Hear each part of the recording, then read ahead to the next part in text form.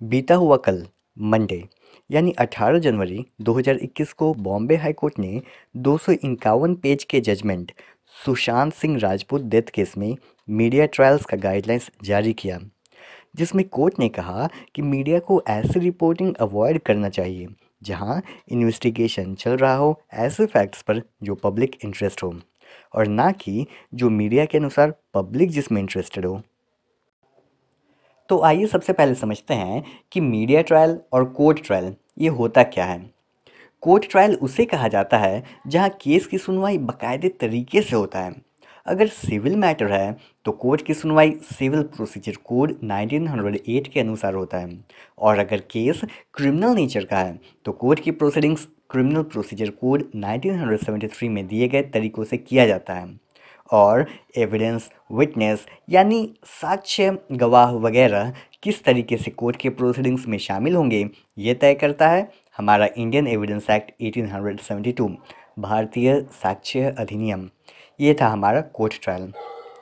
वहीं दूसरी तरफ मीडिया ट्रायल उसे कहेंगे जो आपको टीवी चैनल्स पर दिखाए जाते हैं। कोर्ट के फैसला सुनाने से पहले ही टीवी न्यूज़ चैनल पर दिखा दिया जाता है कि कौन दोषी है और कौन दोषी नहीं, हालांकि हकीकत कुछ और ही होता है। आई बिलीव आप लोग समझ रहे हैं कि मैं कहना क्या चाहता हूँ। आइए अब गाइडलाइंस पर पहुँचते हैं। कोर्ट ने कहा कि ऐसा कोई भी रिपोर्ट, डिस्कशन, डिबेट या इंटरव्यू नहीं होना चाहिए जो एक्यूज्ड या विटनेस के इंटरेस्ट को क्षति पहुंचाए।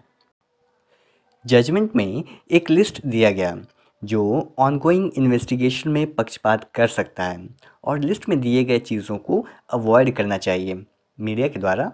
हालांकि ये लिस्ट एक्सॉस्टिव यानी संपूर्ण नहीं है।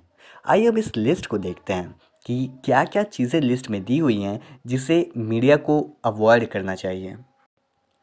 पहला है ऐसा डेथ जो सुसाइड से हुआ हो। इसमें डिसीज्ड यानी मृतक का कैरेक्टर वीक बताना या किसी भी प्रकार से मृतक के प्राइवेसी में दखल अंदाज करना। दूसरा है ऐसा कार्य जो चल रही इन्वेस्टिगेशन या इंक्वायरी को पक्षपात कर सकता है, जैसे नंबर 1 एक्यूज्ड या विक्टिम या दोनों के कैरेक्टर पर सवाल उठाना जो पक्षपात उत्पन्न कर सकता है। नंबर 2 विक्टिम या विटनेस या उनके परिवार वालों का इंटरव्यू करना तथा इन इंटरव्यूज़ को स्क्रीन पर प्रदर्शित करना। नंबर 3 विटनेसेस को एनालाइज यानी छानबीन करना जिनका एविडेंस ट्रायल के दौरान महत्वपूर्ण होता है।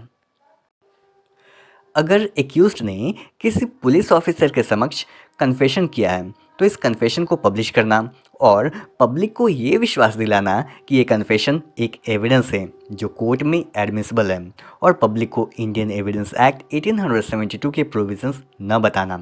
बीइंग अ लॉ स्टूडेंट हम लोगों को पता होता है कि पुलिस ऑफिसर के समक्ष कोई भी कन्फेशन एडमिसिबल नहीं होता है in the court of law. Number 5 accused के फोटोग्राफ्स प्रिंट करना जिससे उसका आइडेंटिफिकेशन रिवील हो। नंबर 6 इन्वेस्टिगेटिंग एजेंसी को क्रिटिसाइज करना बिना प्रॉपर रिसर्च किए और आधे अधूरे नॉलेज पर। नंबर 7 कोर्ट के जजमेंट आने से पहले ही एक्यूज्ड को दोषी या निर्दोष बताना। नंबर 8 क्राइम सीन को फिर से बनाना या निर्माण करना तथा यह भी अनुमान लगाना कि एक्यूज्ड ने क्राइम कैसे किया होगा। नंबर 9 इन्वेस्टिगेशन के दौरान आगे क्या स्टेप लेना चाहिए यह पहले से ही प्रिडिक्ट करना या बताना। इन्वेस्टिगेटिंग एजेंसी के पास जो सेंसिटिव या कॉन्फिडेंशियल यानी गोपनीय जानकारी है उसको लीक कर देना।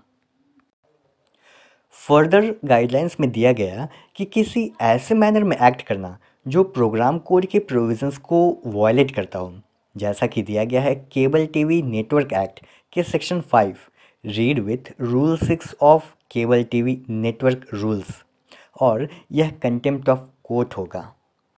और किसी भी शख्स के कैरेक्टर पर उंगली उठाना जिससे उसके रेप्यूटेशन पर क्षति पहुंचे।